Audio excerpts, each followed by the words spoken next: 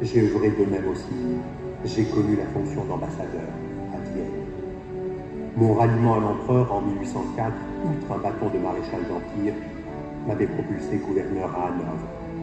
J'ai également siégé au Conseil d'État, puis hérité en juin 1806 du prestigieux titre de prince de Ponte-Corvo, avant de devenir un an plus tard gouverneur de l'Union Celtique.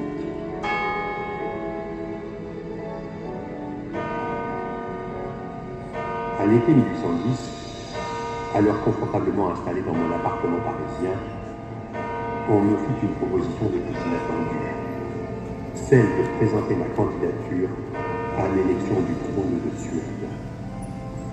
Le pays en guerre avec la Russie venait de perdre la Finlande. Son roi avait été déposé, remplacé à la hâte sur le trône par son oncle Charles XIII. Sans héritier, il fallait organiser sa succession. L'élection se tint le 21 août, et à la surprise générale, je fus élu. Avec l'assentiment de Napoléon, qui voyait en moi un allié au nord de l'Europe, je débarquai à Helsingborg en octobre. Le 5 novembre, mon adoption par le roi Charles XIII faisait de moi le seul héritier de la couronne de Suède. Très tôt, en raison de la sénilité de mon père adoptif, j'ai dû pleinement gérer les affaires du royaume de Suède. Aussi, pour conserver la paix avec les Russes, je fis le choix de renoncer à la Finlande, mais j'espérais reprendre la Norvège, danoise depuis 3 siècles. Ces intérêts contradictoires m'amenèrent à rompre avec Napoléon. Un revirement sans doute, une nécessité assurément, pour installer le pays dans la neutralité et poser les bases d'une paix durable en Suède.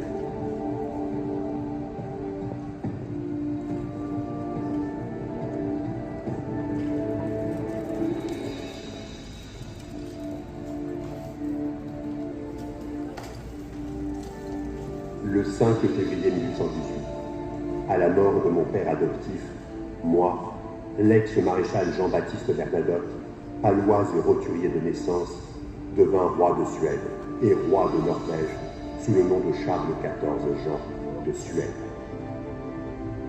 J'héritais d'un pays ruiné, rongé par une dette colossale qu'il me fallait épurer au plus vite. Je le fis en puisant dans ma fortune personnelle. J'ai alors organisé un système bancaire et monétaire adapté à notre temps. Il fallait aussi rétablir l'administration. Il y avait ici des talents. J'ai su les révéler, les mettre en ordre de bataille comme je le faisais naguère avec mes troupes. En quelques années,